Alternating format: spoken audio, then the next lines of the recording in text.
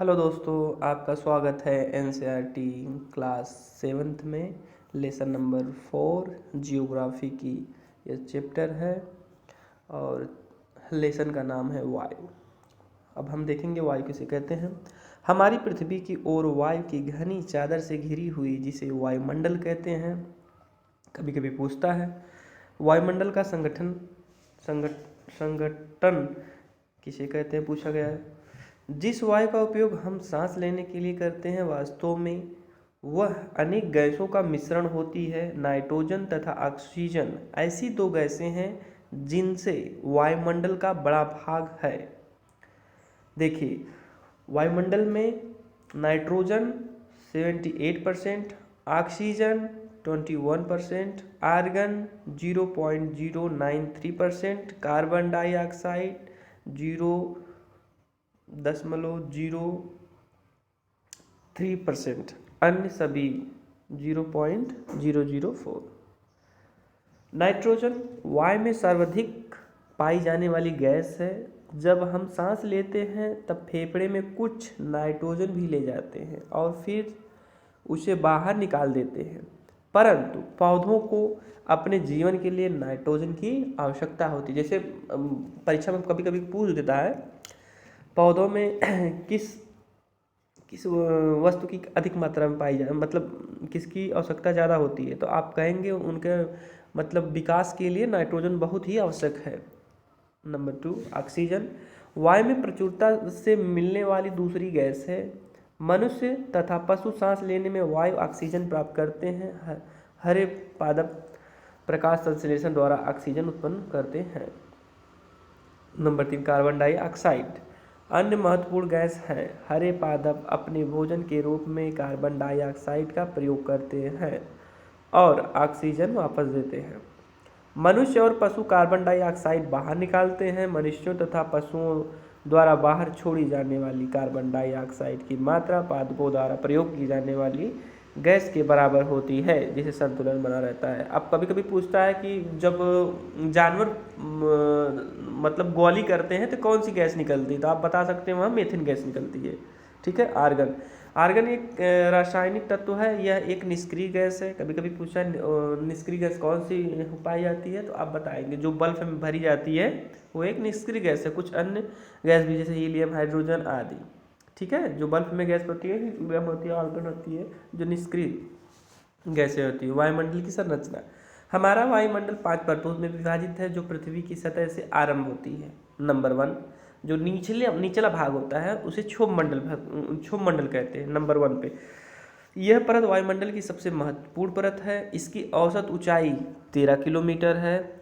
हम इसी मंडल में मौजूद वायु में सांस लेते हैं। मौसम की लगभग सभी घटनाएं जैसे वर्षा, कुहरा एवं ओलावृष्टि फिर उसके बाद है इसी परत के अंदर होती है। जैसे कभी कभी पूछा है वर्षा किस मंडल में होती है, बता सकते हैं वायुमंडल में, क्षोभ मंडल में होती है। कोहरा कहाँ पड़ता है, तो क्षोभ मंडल में ही पड़ता है। एवं ओलावृष्टि कहाँ, मतलब जो पत्थर कहते हैं ना गांव में लोग, पत्थर गिरा है छोटे छोटे टुकड़े, तो वही ठंडी में बर्फ की तरह। समताप मंडल दूसरी परत क्या है, समताप मंडल। क्षोभ मंडल के ऊपर का भाग समताप मंडल कहलाता है। यह लगभग 50 किलोमीटर, इसकी दूरी जो है 50 किलोमीटर ऊंचाई तक फैला है। यह परिस्थिति हवाई जहाज उड़ाने के लिए आदर्श होती है। कभी कभी पूछता है हवाई जहाज किस मंडल में उड़ता है, तो अब बता सकते हैं समताप मंडल। ओजोन गैस की परत होती है। यह परत सूर्य से आने वाली हानिकारक गैसों से हमारी रक्षा करती है। कभी कभी पूछता है कि जो किस परावैज्ञानिक जो किरणें होती हैं जो सूर्य से ज़मीन पे आती हैं, तो उस जो ओजोन परत रहती है तो वो उन कणों को अवशोषित कर लेती है, जिससे क्या है कि कैंसर की संभावना कम हो जाती है।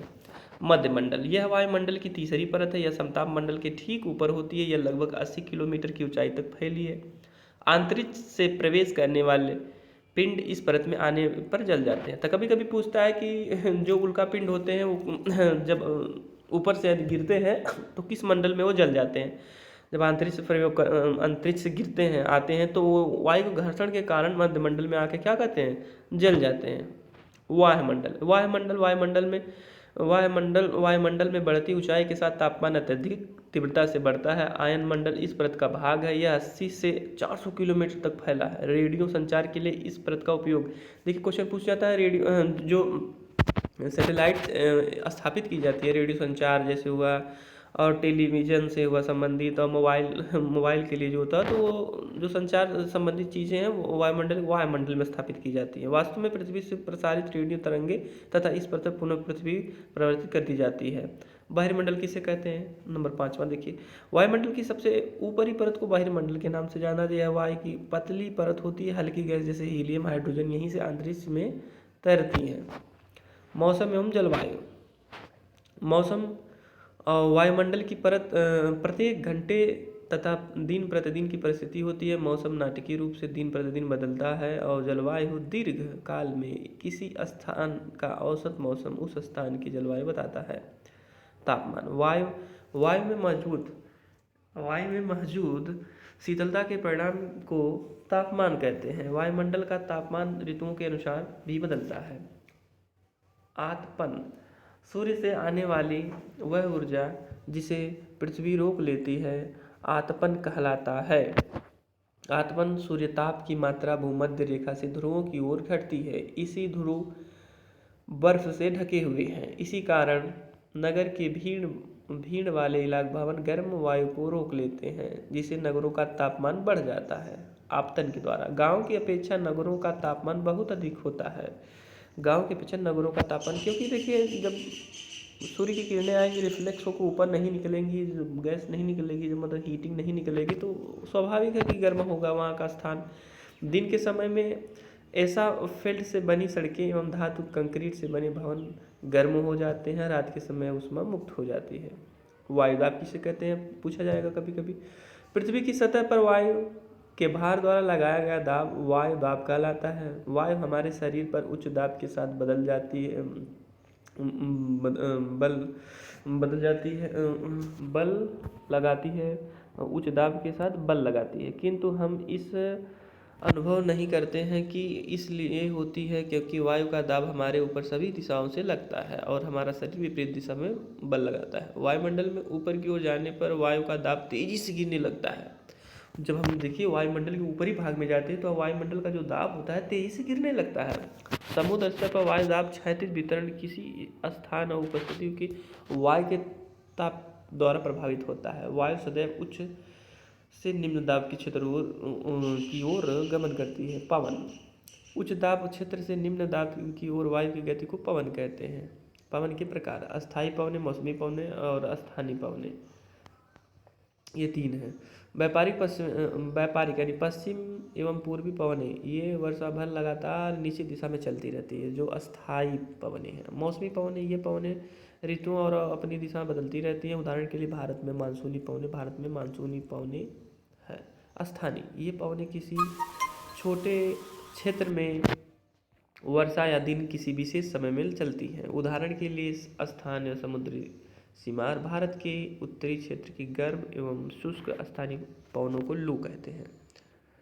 आर्द्रता, वायु में किसी भी समय जलवाष्प मात्रा को आर्द्रता कहते हैं। जैसे कोई पूछ दिया आर्द्रता किसे कहते हैं, तो वायु में किसी भी समय जलवाष्प की मात्रा को आर्द्रता कहते हैं। जब वायु में जलवाष्प की मात्रा अधिक होती है तो उसे आर्द्र कहते हैं। कभी कभी पूछेगा आर्द्र किसे कहते हैं, जब वायु में जलवाष्प की मात्रा अत्यधिक होती है तो उसे आर्द्र कहते हैं।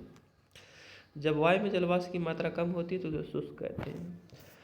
जब जलवाष्प ऊपर उड़ता है तो यह ठंडा होना शुरू हो जाता है। जलवाष्प संगठित होकर जल की बूंद बनाते हैं। बादल इन्हीं जल बूंदों का एक ही समूह होता है। जब जल की ये बूंदें इतनी भारी होती हैं कि तैर ना सके तब ये वर्षण के रूप में नीचे आ जाती हैं। वर्षा, पृथ्वी पर जल के रूप में गिरने वाला वर्षण वर्षा कहलाता है। कभी कभी पूछ देगा कि वर्षा किसे कहा जाता है, तो आप बता सकते हैं पृथ्वी पर जल के रूप में गिरने वाला वर्षण वर्षा कहलाता है। ज़्यादातर भूजल वर्षा जल से ही प्राप्त होता है। क्रिया विधि, आधार एवं वर्षा के 3 प्रकार होते हैं, सामान्य वर्षा, पर्वतीय वर्षा एवं चक्रवाती वर्षा। यह लेसन यहीं पर समाप्त होता है। धन्यवाद।